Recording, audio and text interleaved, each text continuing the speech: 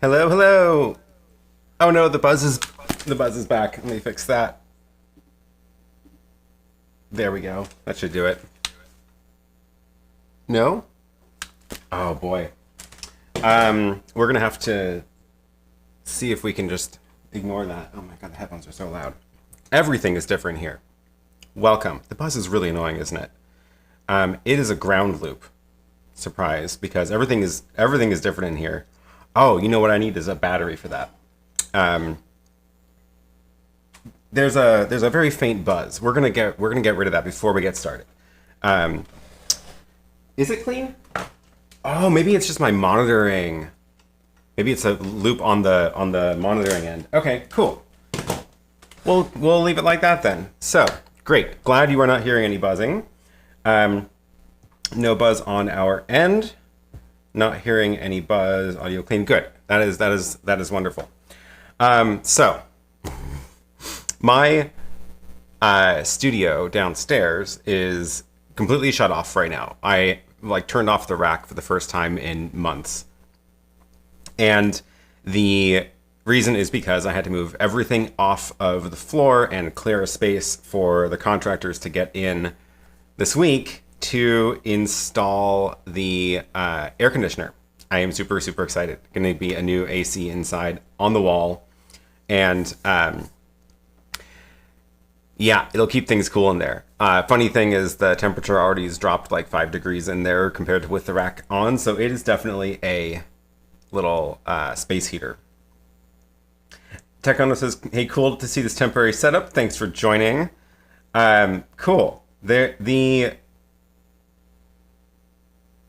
to see everybody in the chat. I'm streaming today from the YoloBox with a twist. So let me show you what I've got in front of me. You can actually kind of see it here. YoloBox here, ATEM Mini here, but I've got a better view of that if I go to that one. This is doing the actual work of streaming to YouTube, so this is the one that's pushing the stream up and showing me the comments and all that.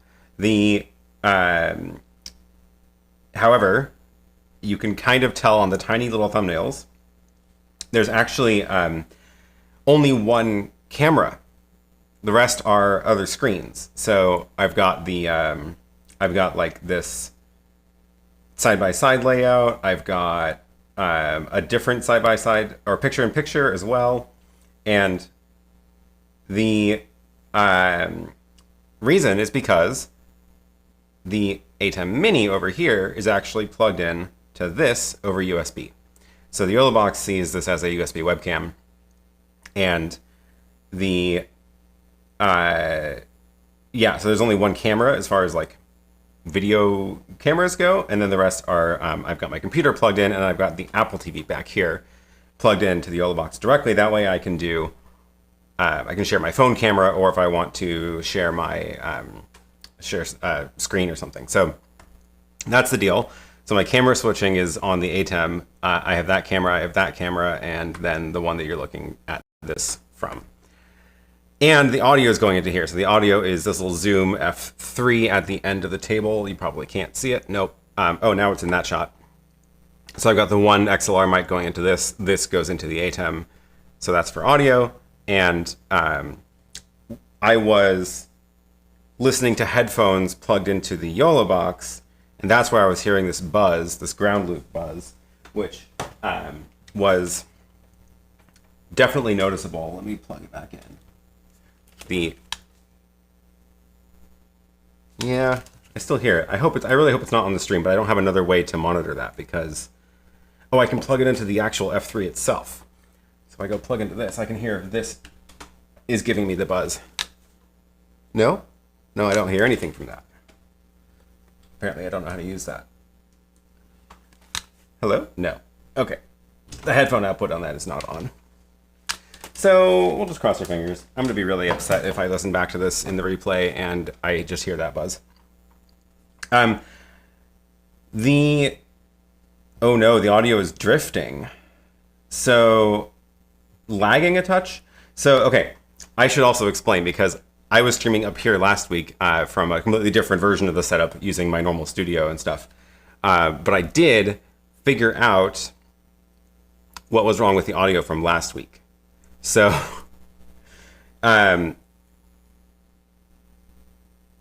interference from your watch when you come close to the mic. That's a new one. I've never heard that one before. Okay, so last week I was sitting up here, but the cameras were all wired into actually this ATEM Mini. This was then streaming downstairs to my studio to the streaming bridge, and then the streaming bridge was pushed into the normal rack of gear that I have set up with all the complicated stuff and all that. And I was trying to track down the audio delay. People were saying my audio is out of sync, and I found there is a bug with the ATEM software. So, okay, check this out. I have a layout here I can show you this with. If I go to my computer, that's interesting. That's not the screen it's showing me. Let me reconnect my computer screen here. There we go. This is what I wanted to show. So the ATEM software control. This is where I was adjusting the audio delay last time. So I've got the Zoom F3, right, sending 2 channels. I have 2 microphones. I was only using one of them. So just like this. And I was like, all right, let's add a delay, right? We go add 5 frames of delay or whatever. And I didn't have monitoring. No, I did have monitoring, but I couldn't tell if it was in sync because I didn't have any reference. The problem was changing this setting did nothing. There's a bug with this software right now where the delay on the right channel affects the actual delay of the left channel. So if I change this one, it'll actually change what you're hearing. Now I can 8 frames down to 0 frames. 5 frames is what I need. The way I tested that was with my little clap sync test. So here I can actually do this. Let me get rid of the settings here. If I just turn on my camera audio for a second. So really bad sounding audio from the built-in mic on the camera, whatever. But if I turn them both on, but leave with no delay, now you're hearing double. You're hearing two things, right? And I'm sure it sounds terrible, but here's the trick. You clap, you listen, then you adjust the delay. And with both mics on, if I clap, you should hear only one clap now. So that, I'm going to turn that off so that you get the better audio. So the audio now should be in sync in the ATEM. So let me know if that worked, because I wasn't listening to it just now. But that's what I did to get this in sync today.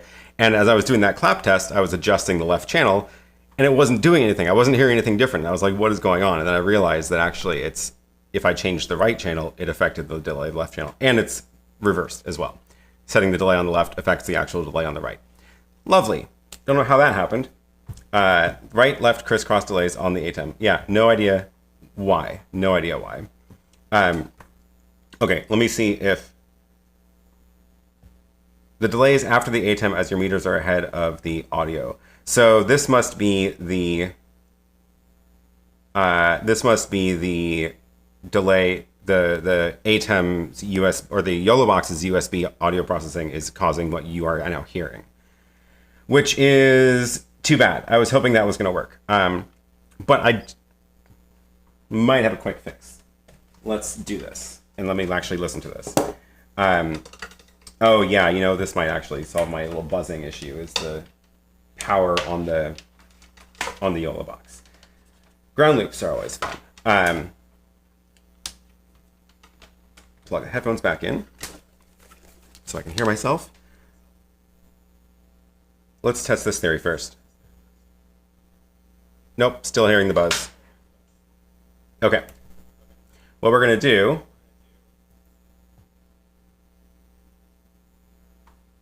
we're going to move the audio from here to here.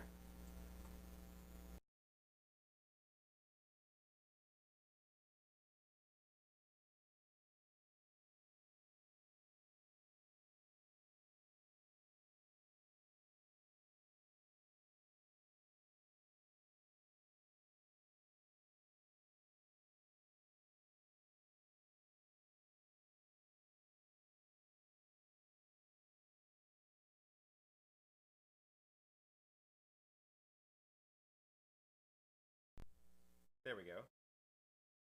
Oh, now it's only one channel. I need to fix that on the Zoom. So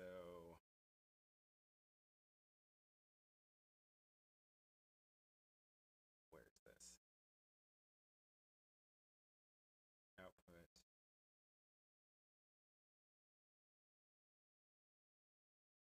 Let's bump that up. Okay. Now I forget how to get it out of mono mode.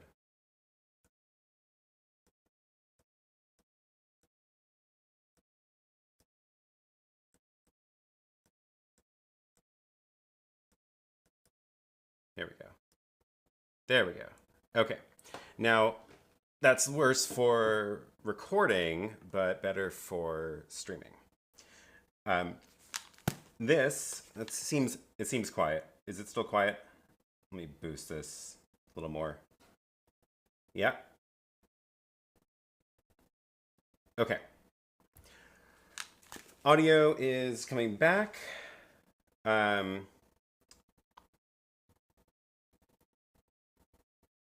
Yeah, okay, so let me explain. It's still not in sync after all the explaining. The little demo I did where my audio was out of sync, I guess I can do it again. No, I can't, because you're not hearing the audio through the ATEM anymore. The point was, if you heard only one clap the second time, then the audio is in sync. Because what I was trying to do was sync it up in the ATEM itself. Now, if you were seeing it out of sync with my video right now, that's because the drift was being introduced after the ATEM. So that was in the YoloBox. Now we're getting audio from the line input. Oh, I just realized this is probably out of sync again because my cameras are 5 frames behind. So I probably need to add more delay in the YoloBox. Yes, probably need to add a few frames. So let's go over here and add. How's my let's see, my math. 33 milliseconds per frame, so I need about 150 milliseconds, which is about all of it. So this is hopefully in sync. Hopefully this is in sync now. I don't know if you can pause or something to see that. That should be in sync because all the numbers match up. Cross your fingers. Clap test. All right. Andy says, now it looks almost the same as my messy home studio setup. There are no garages nearby to rent for a proper permanent setup. Yeah, the sync is locked in the YoloBox audio channel. Cool. Okay. We are good. So yeah, this is a lot more cobbled together compared to normal. And it's funny because I thought I was like, oh, this is gonna be an easy one. You know, I just like grab the ATEM and the YoloBox, connect them with an HDMI, and then I started being like, oh, but then I want to show my computer screen, and then I want to show my iPhone screen, and then all these wires appeared on the desk apparently. Oh no, Scott says the delay in the comments is killing our ability to help you. I forgot that we're not on the ultra low latency today. We're on just regular low latency. Video was in sync until you added the last delay. Okay, we're gonna go back. Not add more delay. Cool. Need gain or levels on the YOLO audio. It's as loud as it goes on the YoloBox now. I've got the plus 10 here. I don't think I can go higher on this. I don't think. I haven't used this one very much. Output, line out, level. Oh, I can boost it more. Let's go like plus 6. Okay. Oh, and this camera is a little bit overexposed, I just realized. Let's hear how that sounds.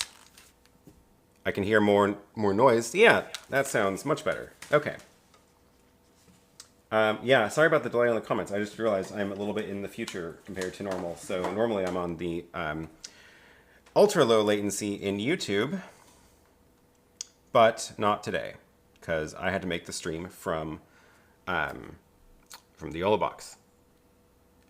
So yeah, that's another thing that I just asked them to fix because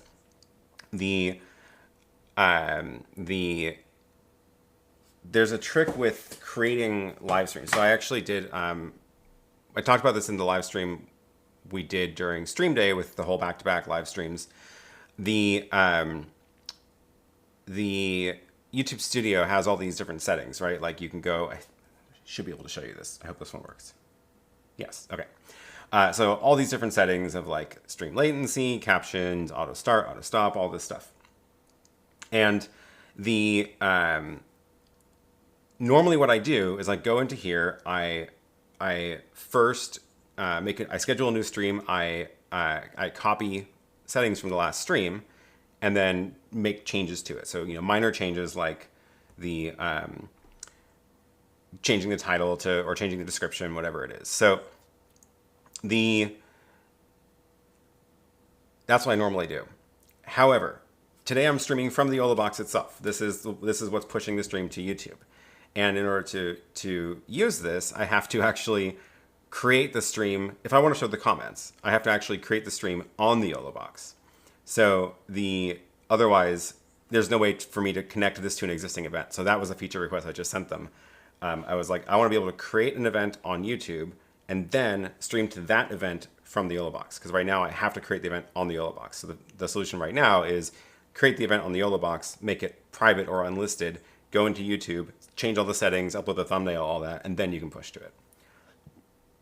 And that's because I wanted to be able to show the comments from the YoloBox like this. Otherwise, the comments don't appear if you just push to RTMP or something. Am I using the USB out of the ATEM?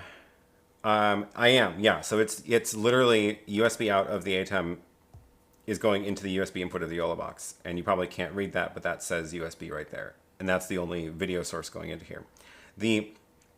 I think that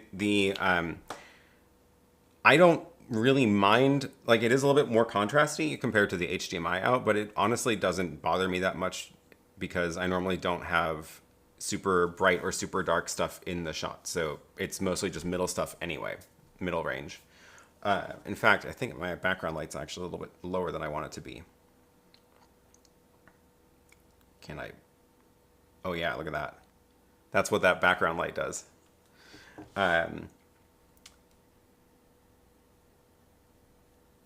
Cool. Let's... Oh yeah, no point in putting a Q in front of your message today because I don't have the chat filtering thing here. I started using my Extreme today. My super source cuts from LiveStream seem to be recorded as blank cut in the ISO. Is that normal?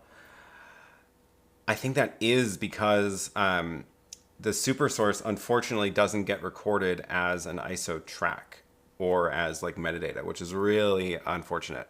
I feel like the Resolve project that the Extreme ISO creates is like almost good, but not quite. It's like, it doesn't quite actually solve all the problems that you want it to, which is really, really too bad.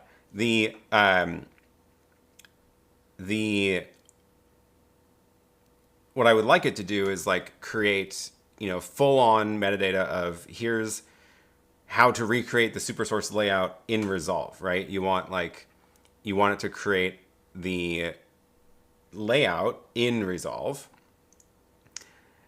or actually record the super source baked video itself as an ISO and just cut to that. Either way would have been fine, but it doesn't do either. And my workaround for this is you take one of the HDMI outs of the Extreme and run it into one of the inputs of the Extreme, and then you just set that output to super source. So I don't actually have mine plugged in right now, so I can't even show you the software. But when you go to the output control, I mean, I can show it to you on the small ATEM.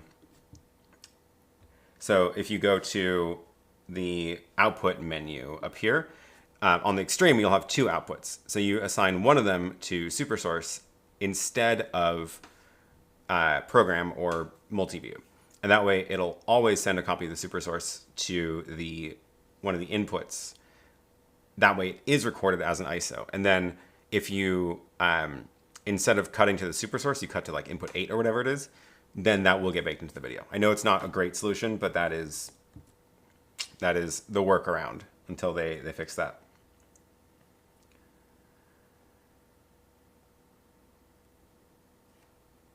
Did you notice that with the YoloBox Pro 1.8, you can have USB audio? I tested the Zoom P4 and H6 and both worked. Ooh, that's cool. That's good to know. I haven't tested that yet. I did see the update. My first plan here was running the audio from the ATEM, from the webcam of the ATEM is right into the YoloBox, and apparently that was causing some issues with the audio drift, which we fixed by running the analog audio in to the YOLO. So I hope there's no audio drift issues with the USB mixer. I have a feeling it probably works better than the webcam input audio. So that's a good thing to note. I don't have a cable here. Otherwise, I could actually plug in this Zoom as a USB interface because I could try it, but I don't have the right USB to C cable to do that with. But yeah, that sounds very cool. Yes, it works nice with the new Rodecaster too. That's awesome. I also don't have a Rodecaster to test it with. Sorry. Oh, this is related. What's the best way to hear your ATEM audio output to test the quality? So I think the best way to do that is to whatever monitor you're using, which I'm actually not. I don't care about monitoring the audio from my ATEM right now because I'm streaming audio from the YoloBox. But normally, whatever monitor you have, like if you put a monitor up here for this is now bothering me. Let's drop that down. There we go. if you normally have a monitor up here, like a little 7-inch or something, that'll have a headphone jack on it, and then you run the HDMI out from here onto the monitor, and then headphones out of the monitor. That I think is the best way to do it because it gives you the closest source or closest output from what the ATEM is doing. So that's typically what I do when I do use just an ATEM to stream. Today I was monitoring audio from the YoloBox output, of course, because that's what's pushing to YouTube. Recording SuperSource would add so many data points. It's true, yeah, which is why I think it would be honestly simpler for them to have just put a 9th ISO video file on disk, which is the SuperSource, which kind of makes sense because when you are using the ATEM Extreme, when you're switching, you are treating the SuperSource like it's one more video source. You get your 8 cameras, and then you can cut to the SuperSource, and it's already there and laid out. So I wish they would have just recorded that as a video track.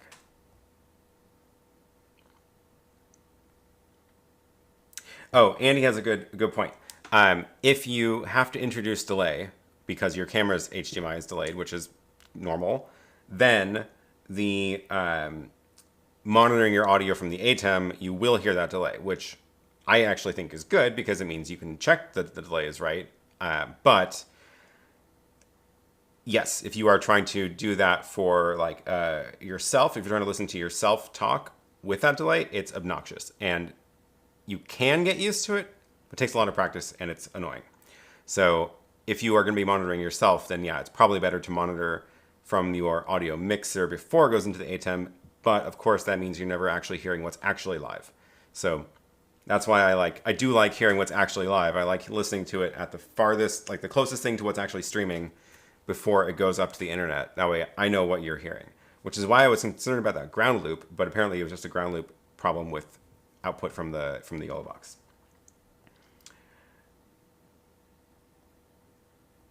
Yeah. What other questions did I miss? I'm trying to find them. It's a little bit hard to scroll through these questions here because I can only see 3 at a time. But it does tell me there's new ones. Another good question from George. Do you know if you can zoom or focus remotely your Lumix G7? I have that behind my teleprompter. I need to fine tune it. I have the same problem with this one. This is something that Photo Joseph just told me to get, actually. And it is a little wireless shutter control. And if you put your camera in the AFS mode, the single autofocus mode, then if you half press the shutter button, it'll do the autofocus thing. So I can't manually adjust the focus remotely, but I can, as long as I've got the autofocus set to face detect or box center or auto or whatever.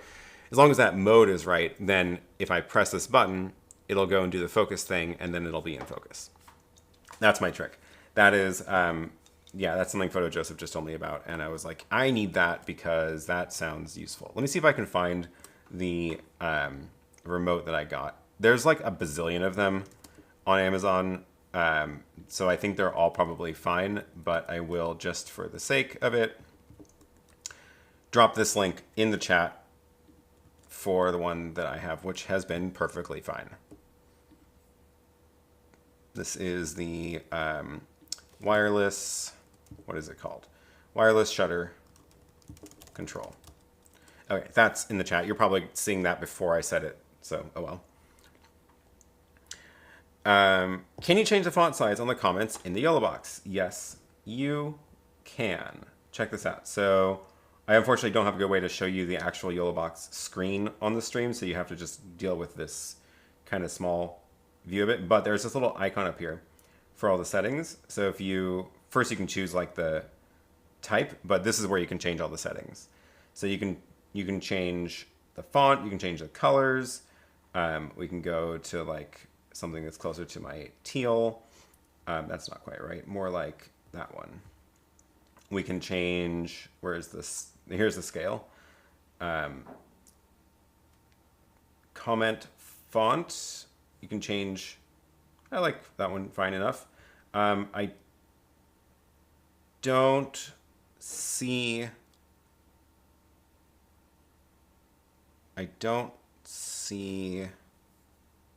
Where'd that comment go? I don't see a separate size option other than scaling the whole thing though.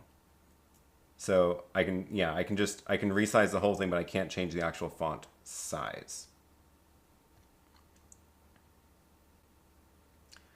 My setup, a Pocket Cinema camera 4K plus Rode in the input, audio okay on the camera, audio okay in the ATEM software control, audio via HDMI to Ninja, no audio. That's interesting. What would that do? What would that do? If you're hearing... Oops. Oh, and there's a follow-up. Audio works on the Ninja if I connect the Rode into the ATEM instead of the camera. That's bizarre. It makes no sense. I have no idea why it would do that. If you are seeing the audio levels in the ATEM, there shouldn't be any difference about which input it's running into that could cause it to... That makes no sense to me. I have no explanation. I'm sorry. It should not be possible. I agree. Oh, Andy has a good point. The ATEM control shows levels even when the channel is off. Are you sure it's actually on? So what he's talking about is, this is one thing to check. You do see the audio levels for these three cameras bouncing, even though they're not on. So if I turn that on, it turns green. So this one, of course, is not, this is your actual audio that is going out, should be going out the HDMI port. So if you don't see any levels here, that's what's going on. If you do see levels there, and then for some reason you're not hearing it out one of the cameras, it makes no sense to me, and that should not be possible. So definitely check that.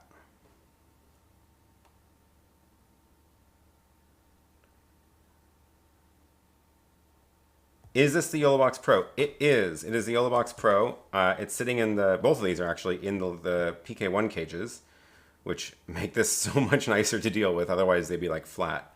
But this, I almost put this on top, but I thought that would have been a little bit awkward because I knew I was going to be like poking at it. So the big one doesn't, like, you can put it on top here and it fits and it's strong enough. But if you have to actually touch it a lot, I actually like it better on the desktop stand. So they're both on the desktop stands today, and I just don't have anything on top of here because my monitor is over there instead. You can't see it, but it's there.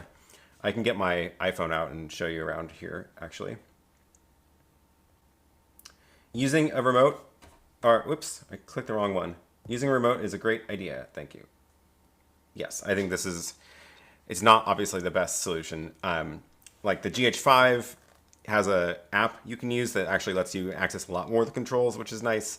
But this is very simple and it works with any camera. So I think it's a good trick. What can you use to switch 4 USB webcams into one HDMI? I have not seen a device that can do that yet. I have not seen that at all. I think it'd be an interesting product. Not totally sure how big the market is for that. I am curious what you would use it for because I have definitely... there are not that many good quality webcams. So I feel like at the point of... If you're just trying to get like maybe it's just because you're trying to get the cheapest possible cameras for something. I don't know. Let me know what you have in mind for this because I think that will determine whether it makes sense as an actual product. Because it could be interesting, but webcams just aren't great compared to actual cameras with actual lenses. Why not run the audio from the Zoom into one of the cameras? Mostly because it was already set up this way from last week when I was doing the streams. And that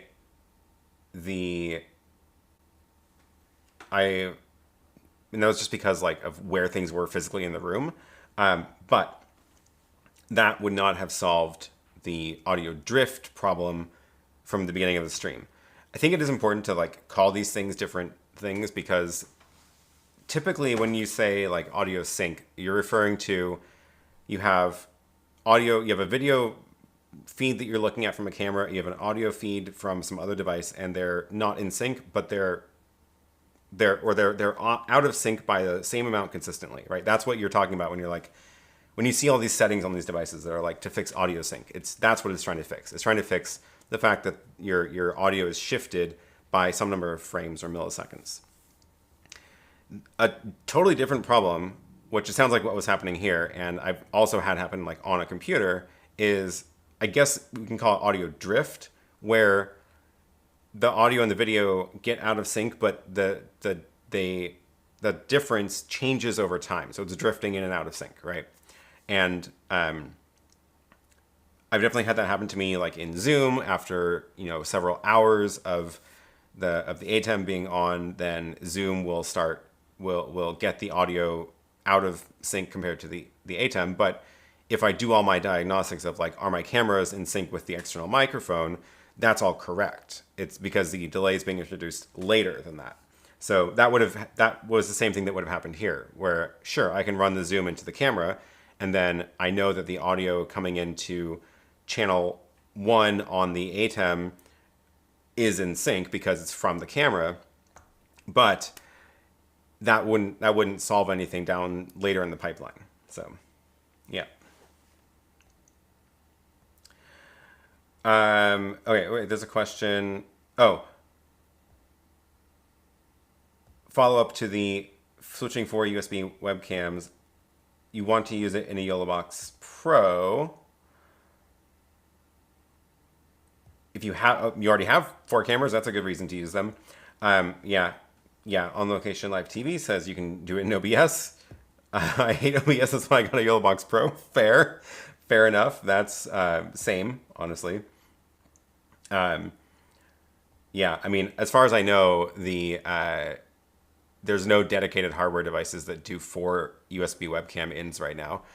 I could definitely see somebody making it, because at this point there's like, the YoloBox has a webcam in. I've seen other things that do webcam ins, but I've never seen anybody put 4 USB ports. It'd be a cool thing. Maybe we can find some company to make it. Did you run Ethernet from downstairs, or are you going wireless today? I do have an Ethernet connection that goes downstairs, actually. I did that when I built out the studio because I had enough of the walls open. And I actually, behind this, like under the stairs, there's this little, calling it a closet is a bit of a stretch, but there's a door under here. And this is just an empty cavity. There's nothing in it. The floor actually goes into there. I don't know why they put the floor into there, but they did. So the floor goes all the way under there. And that is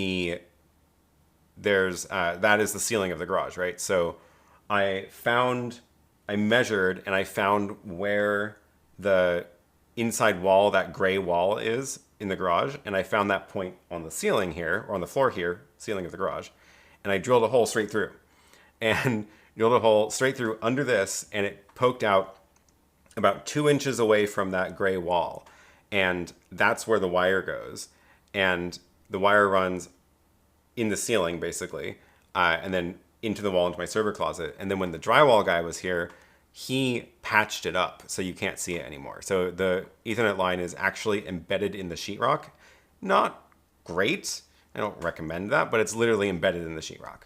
So I just have to remember not to cut the sheetrock there again.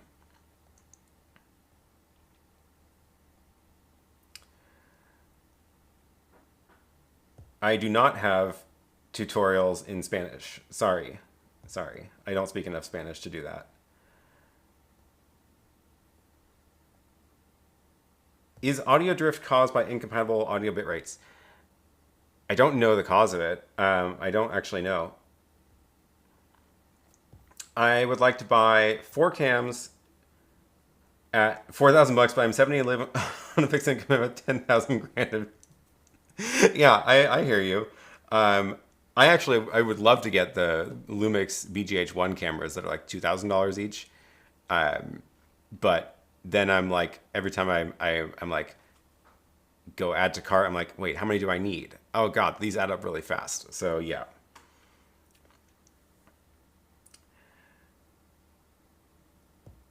I'm new to your channel. Great content. Do you still use a SlingStudio? I'm thinking of selling mine and getting YoloBox Pro. Thanks for watching. No, I actually sold my SlingStudio a little while ago. I had used it quite a lot, actually, up until or through 2019 when there was a local meetup that was happening here pretty much every month, and I was going out and filming it a bunch, and then I was just traveling too much and I kept missing them, so I ended up like writing a whole instruction sheet for the volunteers to go and film using the SlingStudio. And that one I found was easy enough to write up a set of instructions for how to use it for someone else who has zero experience with it.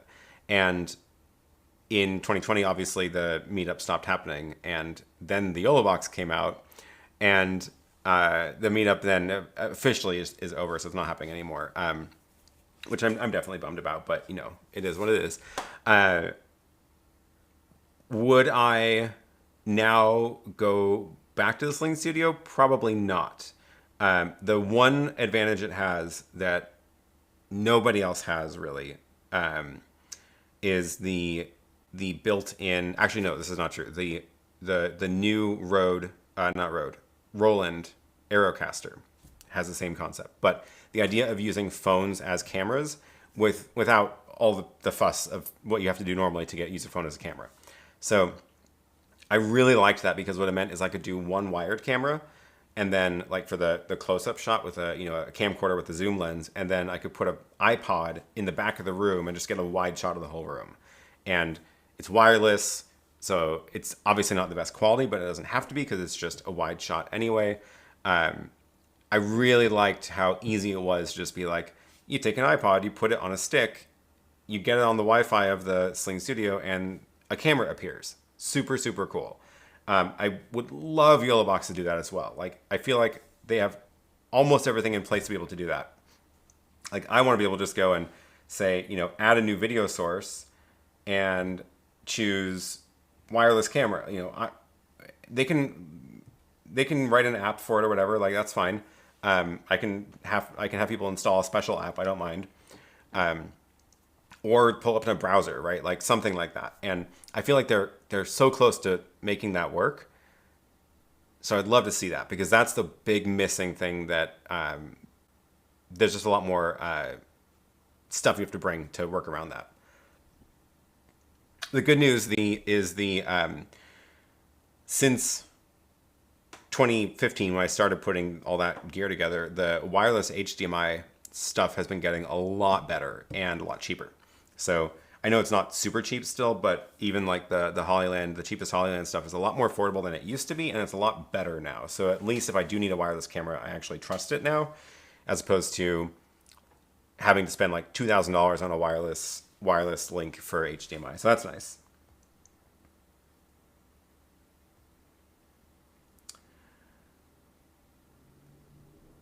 It's a hidey hole under the stairs. Yep. Audio drift usually occurs on software-based devices as the CPU and GPU resource change. Fair. Yep. What is the backup plan in case one ATEM or YoloBox breaks down? I have no backup for this right now. Actually, I do have a backup plan. If I needed to, if for some reason the YoloBox just bailed on me right now, because I have the ATEM Mini Pro here, it's actually the ISO, but this one has the streaming encoder in it. So I could take the stream key, plug it into the ATEM, and start streaming from here instead. Actually, I could do that right now as to the backup URL. So I could take the, I could stream from the ATEM into YouTube's backup URL, and that way I can fail over to it if I needed to. Maybe we can try that and see what happens, because we like doing live tests here. I feel like this is like back to the early days of doing live streams on this channel, when I had only things that you could see on the desk were part of the stream. And then I just started getting more and more stuff and putting it into places farther away from cameras. Maybe after enough bourbon, your Spanish will be better. I don't even think I have enough Spanish left to do that. German, on the other hand, probably.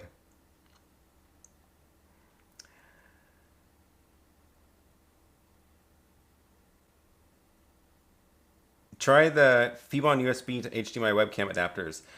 They don't make a 4-up one, do they? I've seen they make a like a 1 channel, but I haven't seen a 4-up one.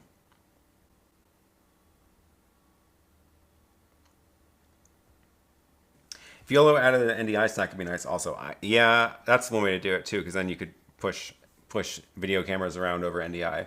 Right now, if I want to get my iPhone camera in, I have the Apple TV back here, so I can do it over NDI that way.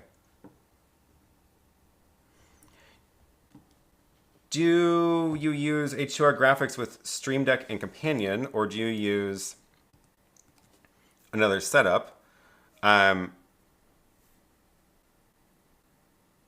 Yes, I do. I don't have a ton of stuff in H2R graphics for my normal show, but I do, and it's obviously not turned on right now because it's all in that rack that's powered off right now. But I do like, I do have buttons in Companion that trigger stuff in H2R, and I mostly actually don't touch the H2R interface during a stream. Ooh, any Part 107 update? Good question. This is the US FAA test for flying drones. I have a test date scheduled, and I'm nervous. It is a week from Tuesday, so about 10 days from now. And I'm about, I think, 60% through, maybe 65% through the study materials. There's a lot. There's so much. I'm definitely nervous. I think I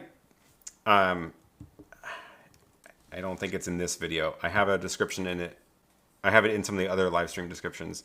Let me see if I can find the link to the stuff that I'm using, to the guide that I'm using. My plan is I want to. Oh gosh, I'm way behind on timestamps. I thought I had done that one. Sorry if you're watching the replay without timestamps. I am farther behind than I thought.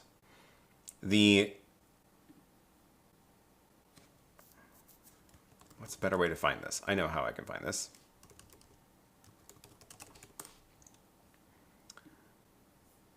Going through. There we go. Going through YouTube one by one is not effective. Okay, here's my Part 107 study guide, and this is a referral link to the place I'm using, Pilot Institute. This is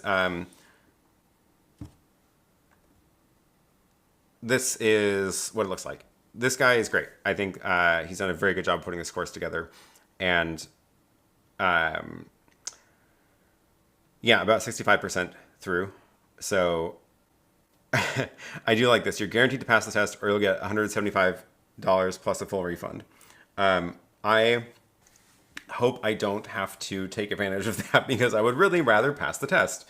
But we'll see. I will hopefully be able to get through the rest of the material before a week from Tuesday.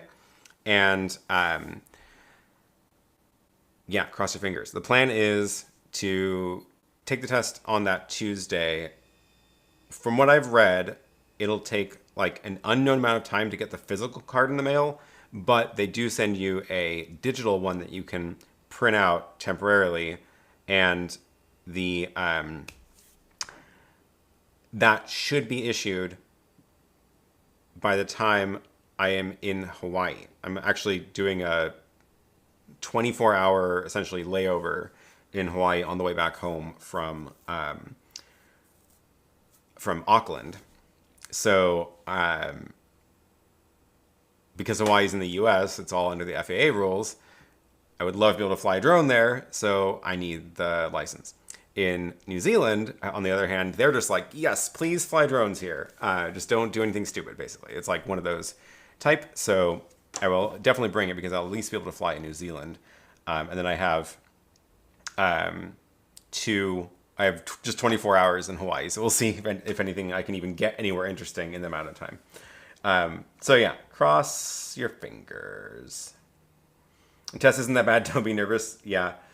If it's anything like the ham radio test, it's actually so far I think it's not. I think the ham radio test you can get away with a lot more just memorization. At least the first one.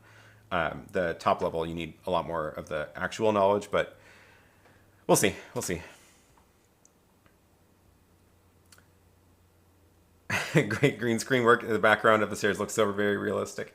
Yeah, you want to see a really good green screen trick? I can go behind one and in front of the other.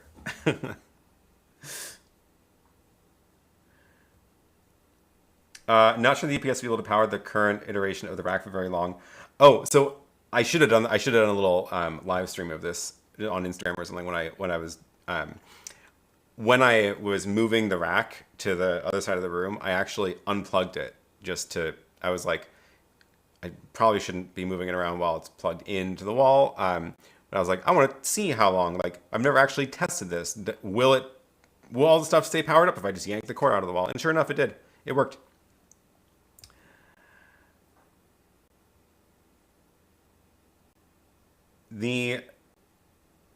Oh yeah, studying those maps and how to read them. That's the part I'm on right now. Is the whole map, the chart section. It's so many little symbols and colors to memorize.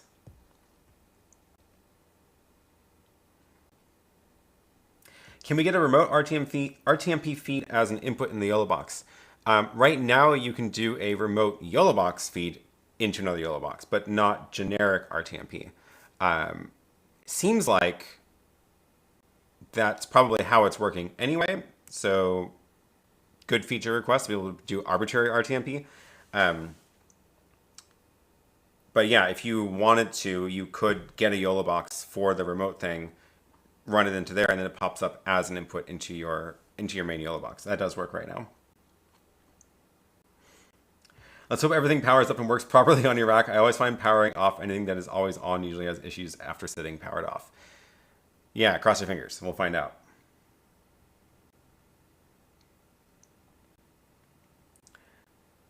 Remember to register the Mini 2 with the FAA. Yeah, and some of the countries require registration even though it's under the weight limit that's supposed to require it.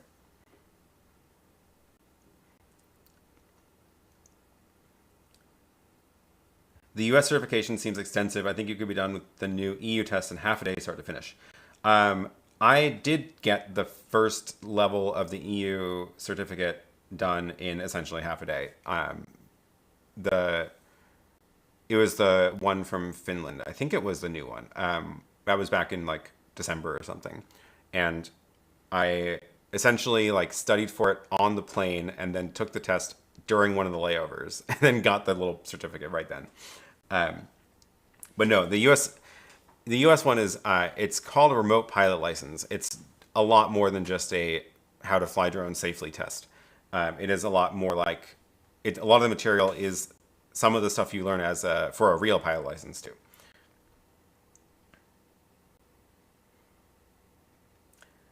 The A1, A3 license was pretty simple and straightforward. Is the FAA license more demanding? You have to be able to read all of the charts, and I don't know what the weather section is about yet. It seems very, very long. I was just looking through the chapter list, and I was like, that is a lot of chapters about weather. And you need to know some basic mechanics of propellers and wings and stuff and terminology about how planes work. Also, because this is a remote pilot license, it's not a how to fly quadcopters. There's a lot of stuff about the fixed wing aircraft as well that you have to know because it's on the test. Because there are fixed wing drones, I'm just never going to fly any of them. So it's not relevant to me personally, but it's on the test, so I have to learn it anyway.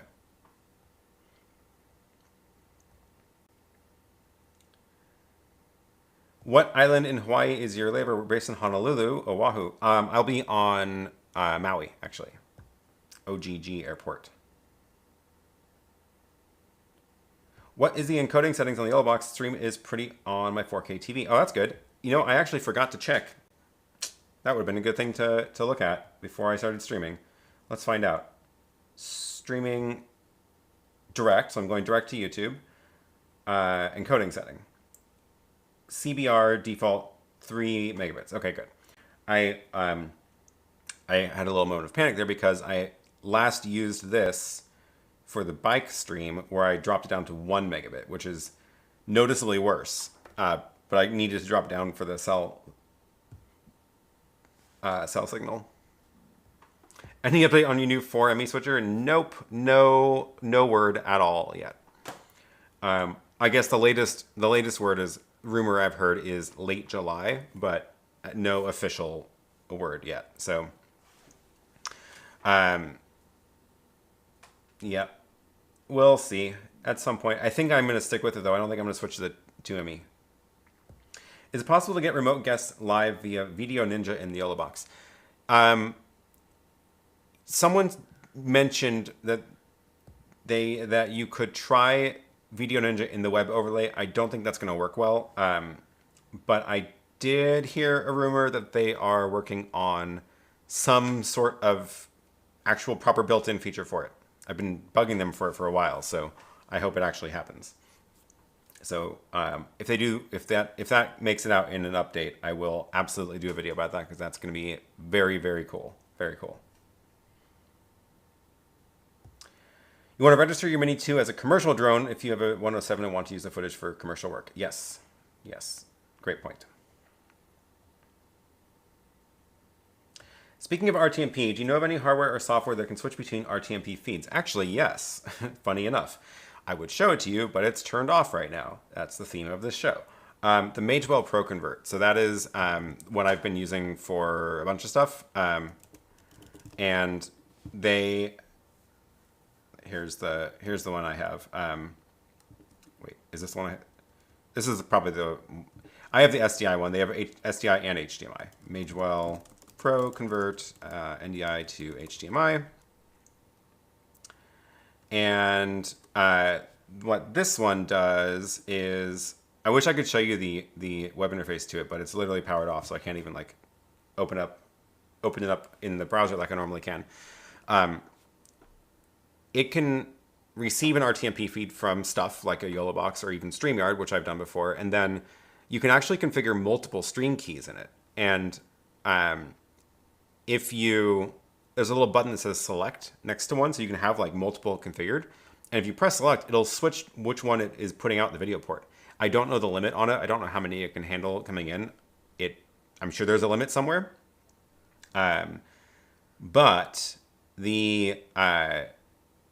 But yeah, that might do what you want.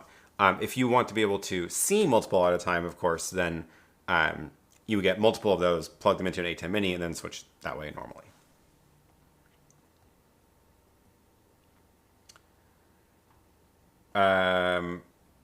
Where was I? Not quite as easy to find my place in these because they jump. There we go. Using StreamYard with the Zoom Live Track L8. Oh, and I just realized I don't get the timestamps for these questions in this stream because I haven't been using my normal chat interface. So sorry about that. We'll just have to live with that. Using StreamYard with the Zoom Live Track L8 through an iPhone with iPads as extra cameras. Cool. Looking to upgrade to YoloBox Pro and Rodecaster Pro. What's the best remote guest solution for mobile? Ooh.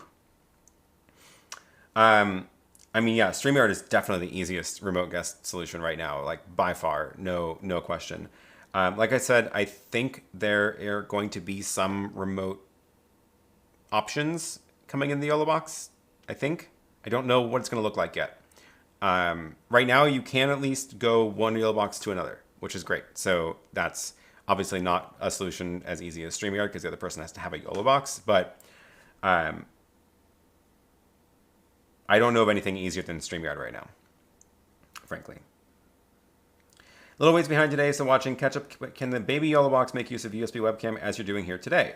Yes, actually it can. Again, since it's been a while since I've mentioned this, this ATEM is connected to the YoloBox over USB. So this YoloBox sees the ATEM as a webcam.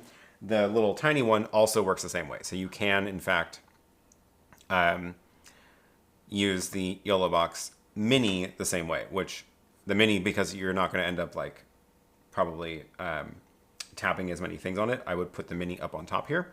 So get the little small rig adapter for the 1/4 inch and then mount it on top.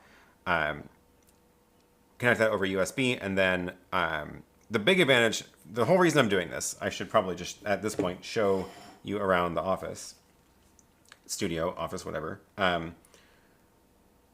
Let me grab the NDI camera, and oh, and I also forgot my Apple TV remote again downstairs, and I can't just go run and get it because there are no stairs.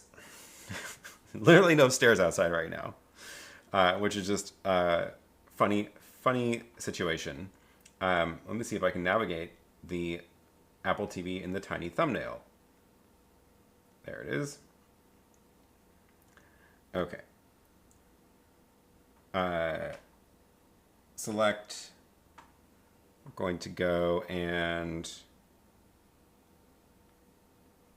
How do I do this if I don't have... But now I can't use my...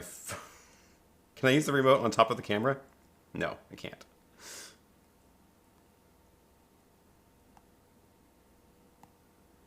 Oh my gosh, I need a different iOS device to beat the remote. Can I use forgot the remote. I literally can't run downstairs right now because there are no stairs. I will show you what I mean.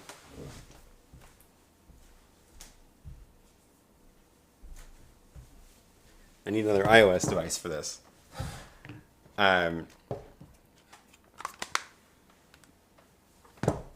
Okay, now I can have my phone as the camera and use the remote from the iPad.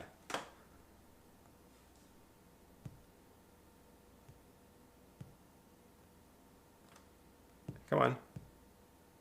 Why are you not seeing the...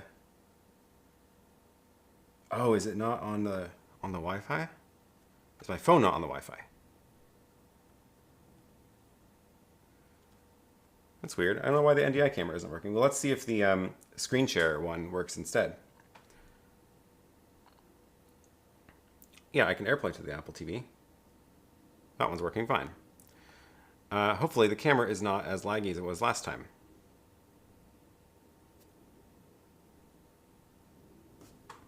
Cool. So, okay, the reason I wanted to show you this... Oh, there, it is laggy. That's annoying. The NDI one worked a lot better. The reason I wanted to show you this was because this is the reason I have it connected over USB and not HDMI. Because if I use the HDMI out of that to go into the YoloBox, then I would not be able to see the multi-view. So that's the whole reason I'm doing this over USB. So USB webcam in, and that frees up the HDMI so I can actually see the multi-view over there on that big screen. So that's the reason I'm doing that. And yes, the device to the right of the ATEM Mini Pro is the YoloBox that's actually streaming this today.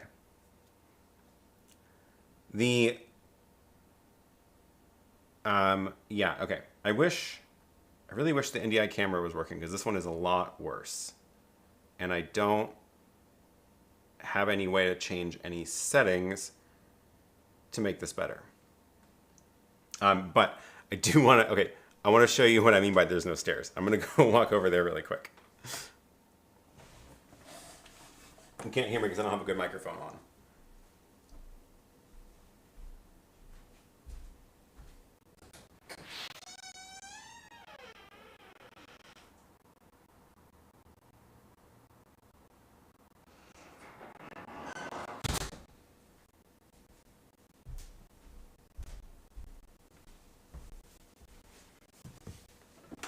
Literally no stairs, no stairs. So yes, I cannot just go casually run downstairs and grab the remote because there are none.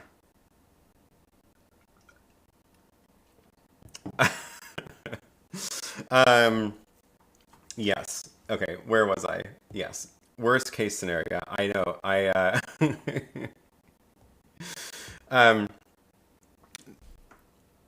So part of this the reason this is all happening is because it's all part of the same project. The compressor for this AC is in the way of where the stairs need to go. The stairs need to move closer to the building, that compressor was in the way, and I was like, well, if we have to move the compressor, why don't I just replace the compressor with a dual zone one so I can get AC downstairs? So the stairs are getting rebuilt, and the compressor is getting, I'm going to get a new compressor next week, and also get AC downstairs. So it's all part of the same project. I'm very, very excited about it. What bracket do you have the ATEM and the YoloBox in? I very briefly mentioned it, but let me mention it again. This is the PK1 stands for both. The link is below. These are the ones that are the my PK1 brand. And this is the ATEM one. It's got the aluminum bar. You can't see the aluminum bar on this one, but it is underneath here. So just the one down here, it holds the two sides together.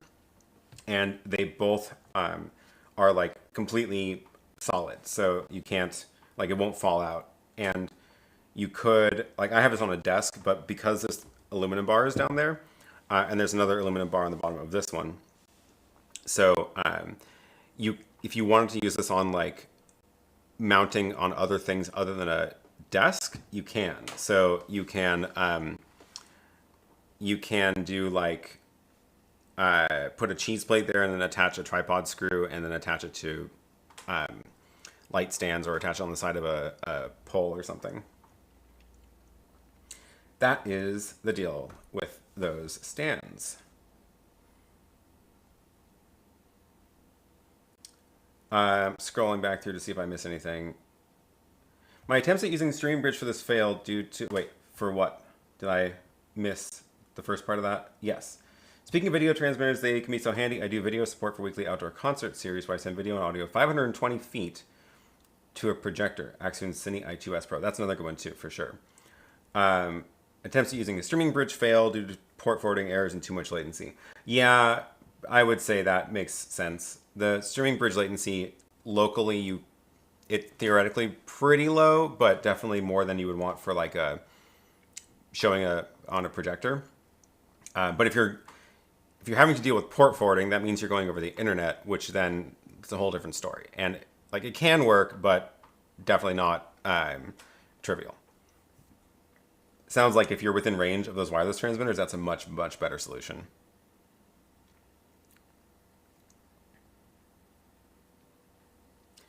Audio is glitchy since opening the door and sitting down again. That makes no sense. I didn't touch anything with the audio. What's going on? The only thing I did was open the door. Do I hear any? Sounds fine here, so that's not good. How bad is it? I don't know what to do. I don't see any drop frames or anything. Oh, okay. It was, but it's better now. It's working here. Sounds good here. Weird. Maybe it was just a temporary glitch in the stream. Okay, whatever. Could be YouTube. It could be that. I am sorry about the camera. I wish the camera wasn't as skippy. I don't know why the NDI one wasn't finding the feed today.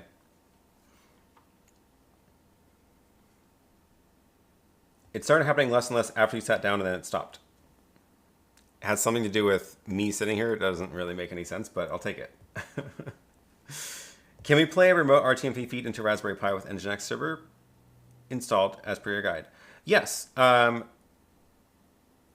not quite sure what you mean by play a remote feed, but the answer is probably yes. The way I had set it up in that guide was where it is a server that can be streamed to from something. But if you're streaming to a different server, you can also set it up to pull that feed down, if that's what you mean. Go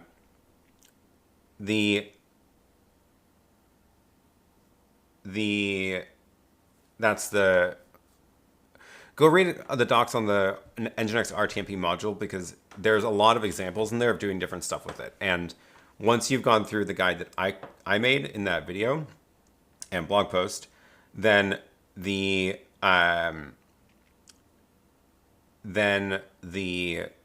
everything is in place to be able to add in those configs for like the pulling RTMP feeds or pushing multiples or whatever it is, or recording even.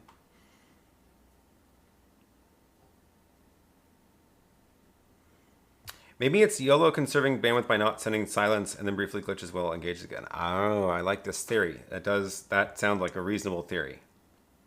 Do I sell the YoloBox Pro? No, I don't sell hardware other than the stands.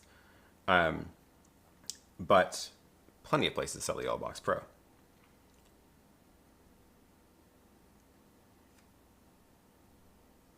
What is the white transparent square in the lower third left side when the overlay is not on? White transparent square, lower third left side when the overlay is not on. I don't know what it is. I don't see it on the screen. I have no idea. I'm looking at the YouTube stream over here and I don't see it.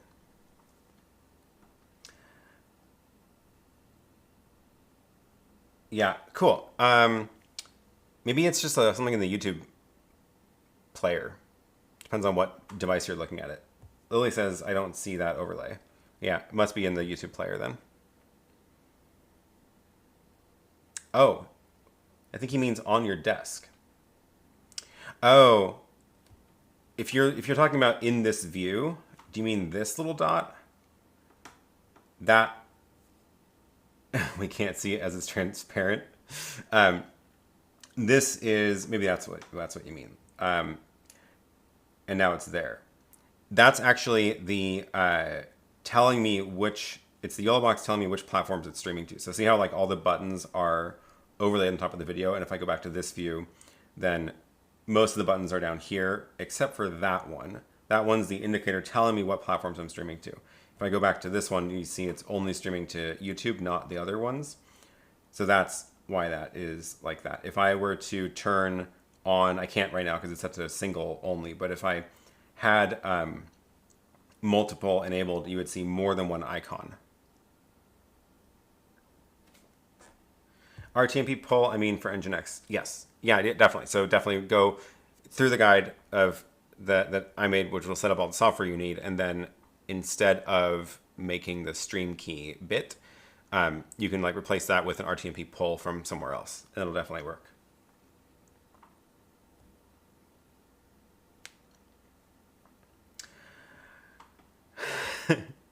RGB Link Mini, is there a way to put 4 webcams on this and use it from the out?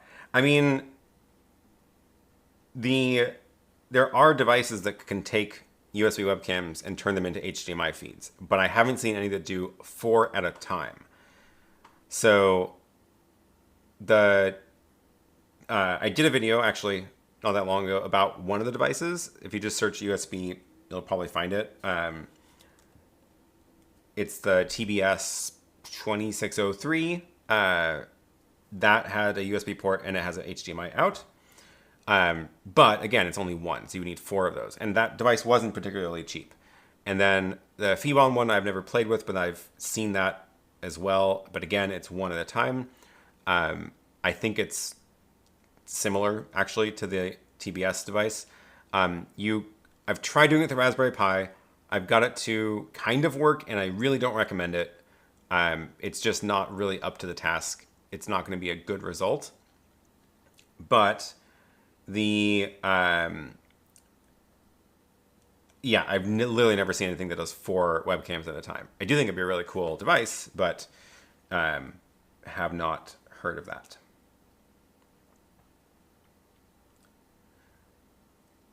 Have you seen the Ipevo VZR DocuCam outputs USB and HDMI? It has a column that pivots so that it can be used as a main camera. Oh, that sounds interesting. I've never heard of it before. It does sound interesting, though. Is the AV rack being off downstairs going to affect the Oh My Dollar live stream asking for a friend? That has nothing to do with it, thankfully. So in 15 minutes, Lily, who was hanging out here a second ago, will be doing her stream, and I forgot to set up the auto redirect to it, so I might just have to drop a link in the chat, or we're going to find out if I can edit this during the stream, because I've never tried that before. But yeah, here I can show you this redirect feature. It's hopefully it works. Yeah, so I can redirect this stream to another stream after this one ends. And I'm going to end this at right at basically 11:30. And then if you have autoplay on, or you'll get auto redirected. And if you don't, it'll just say like, click here for the next one. Anyway, she's talking about stock markets and economics and stuff. So we'll send you over there afterwards. But the two sets are completely disconnected. Like obviously I can stream from that set into the studio using the streaming bridge or the Magewell. But it is a self-contained studio at home. So yeah, literally miles away. It is a ATEM Mini Extreme camera, a Raspberry Pi companion. Also Apple TV and a Chromecast for the chat. It's actually very similar to my original setup that I was using here and before pre-YoloBox days. So different from what I'm doing today, but it's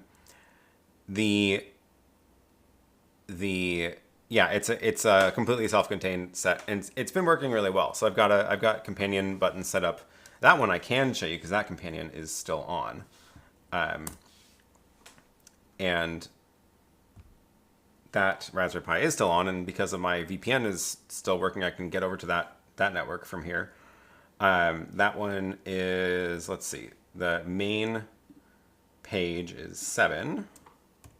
So this is what I've set up for her stream. So this is the different, mainly, she's on the camera most of the time, but there's a USB-C dongle there that goes to the desk so that she can plug in an iPad or AirPlay stuff to show stuff from the Apple TV.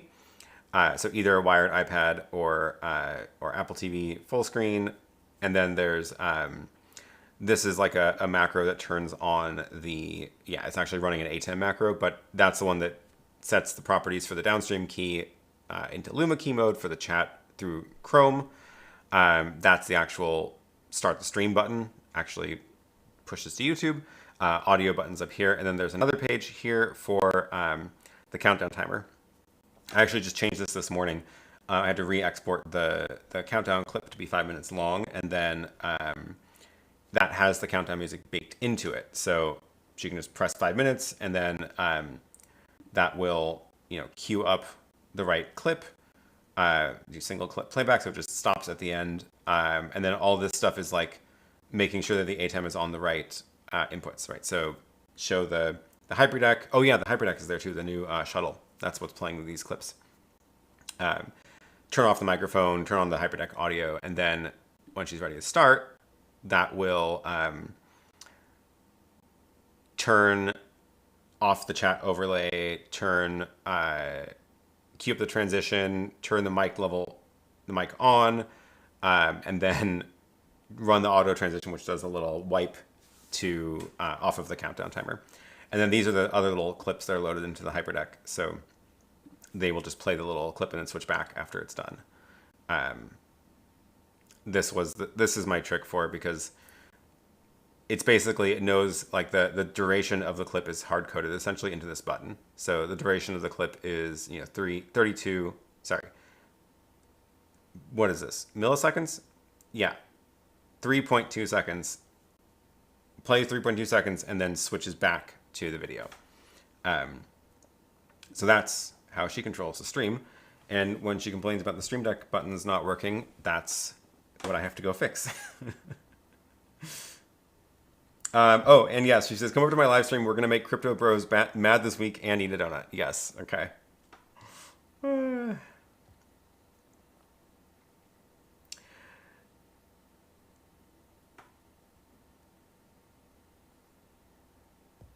It's on the wires of the YoloBox on your desk view, immediately left of the YouTube logo in the chat overlay. On the wires. Oh, are we talking about the little transparent thing? I don't see what you're talking about here. I see there's a Zoom F3 recorder here. That's the dishwasher. That's a floor mat. What else is in the picture? Nope, I'm stumped. I don't know what you mean. If you get over 90% on the FAA test, Pilot Instinct will give you a t-shirt. Ooh, I want a t-shirt. Nice to have self-contained setups wherever they need to exist. Yeah, totally. And of course, because it is an ATEM Mini Extreme, it's streaming to YouTube, but I could point it at the studio and do like a multi-location production if I wanted to. It is a shame that ATEM Mini Pro doesn't have Super Source. Okay, so speaking of, this is actually another reason that I like this combo. So no Super Source in the ATEM Mini, which means I can only do basically picture-in-picture layouts. So I don't even know what's on that. Yeah, so picture-in-picture, right? I can, that's whatever, that's apparently what's queued up in that preset. But because this one has my cameras in it, so when I showed you the multi-view, you were only seeing 3 different cameras, right? This camera, this camera, this camera. The YoloBox has that fed into USB, and then the other 2 inputs in here are actually they're the Apple TV and my computer. So what that means is that now I can actually do Super Source-like layouts in the YoloBox, because the YoloBox does have that capability. So, for example, side by side. Now I've got a background, I've got my computer screen, and I got a camera. Now I can switch the camera because I'm switching on the ATEM. And there's other layouts we can do too. And they just added in this update a whole bunch of more options. So we can go and do multiple pictures in pictures, multiple side by sides. We can do like this split view also. So we can do USB as one, HDMI as the other, and then you can do this like this kind of stuff, which is fun. Oh, I forgot you're looking at, what are you looking at right now? Hopefully you can see this. This one doesn't really make any sense, but now we've got a little split view. And you can do 3 up. So we can get all 3 cameras in here, which is not really possible with the ATEM. So that's cool. And now I'm like, taking advantage of the best of all 3 of both devices. So we've got camera switching in the ATEM, and then fun layouts with other sources in the YoloBox.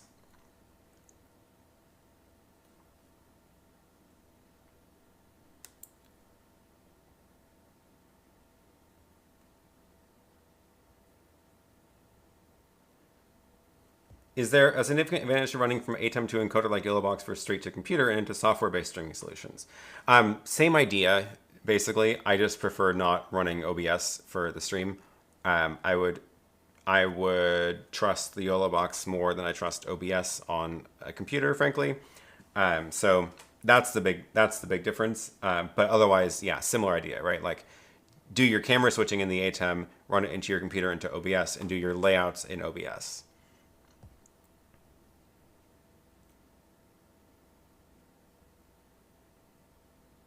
Have you tried the new Blackmagic HyperDeck with jog wheel for clips? Yeah, I did a quick little demo of it when I first got it, but now it's actually in the home studio for running there because it's just like sitting on the desk. I like it. It's nice. The wheel is very, very nice. I emailed you a screenshot of the dreaded square. Okay. Okay. Here is the dreaded square. Let's see if I can... What?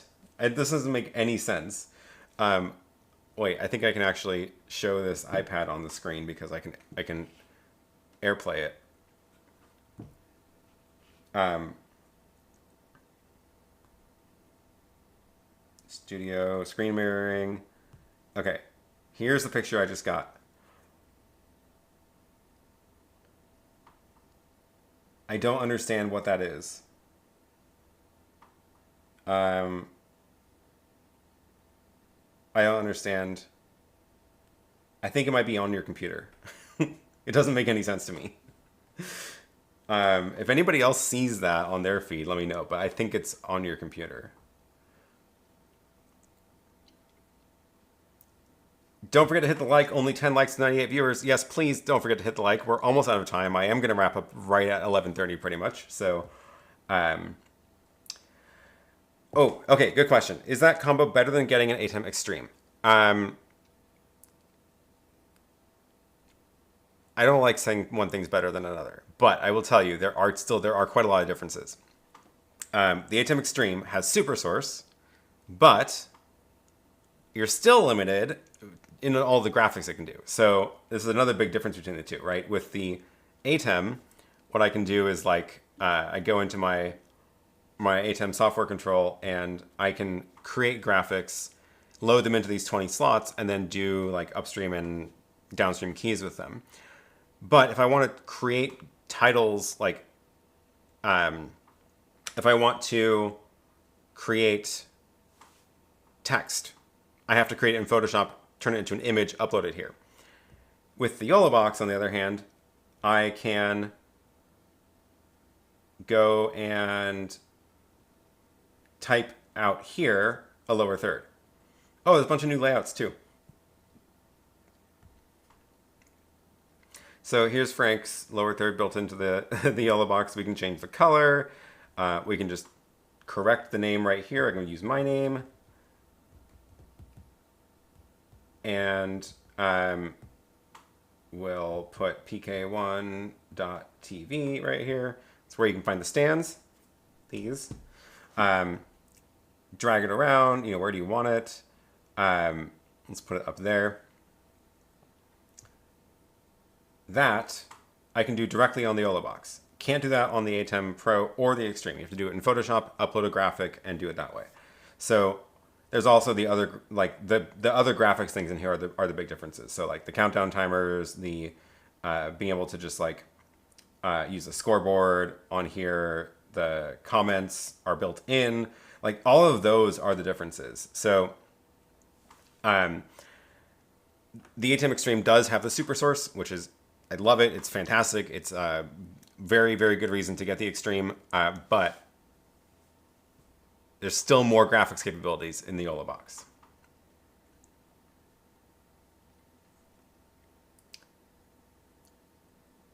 Can you use 4 USB webcams in the ATEM Mini Pro? No. So again, like if you want to get a USB webcam into HDMI, you have to use basically a computer of some sort, like the little Vbond converters. If you wanted to only use one at a time, you can use like one of those USB hub switcher things. What are they called? It's like a KVM, but it's the opposite direction, where you want to switch which USB device is connected to a computer instead of which computer is connected to a USB device. I've seen those. I don't know if they have any with 4, but it basically disconnects the plug and plugs into the other one. That's effectively what it's doing under the hood. I have no idea how much that costs. Otherwise, use 4 converters. But yeah. An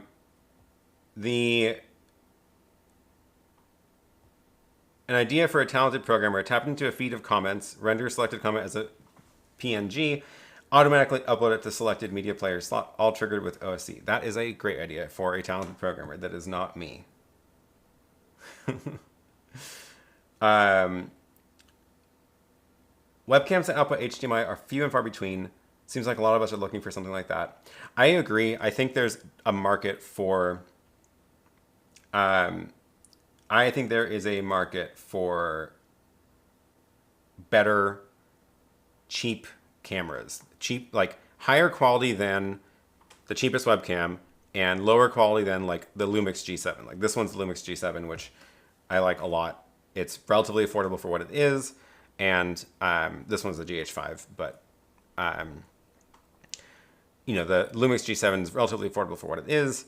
And I think there's a market for one step down from that, but better than like the Logitech cameras. I've seen a couple of people trying to make better quality webcams, but they're still doing it for webcam purposes with USB, not HDMI out. So I don't know, maybe we'll see more of those soon, because I feel like the lines are starting to blur there, but I haven't seen a lot. I haven't seen a lot of that.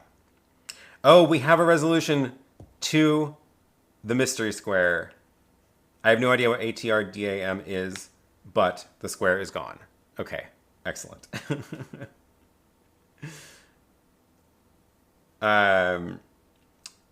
Cool. All right, we are about at time, so I'm gonna wrap this up and send you over to Lily's stream to talk about to make crypto bros mad. So yeah, we're gonna wrap this up.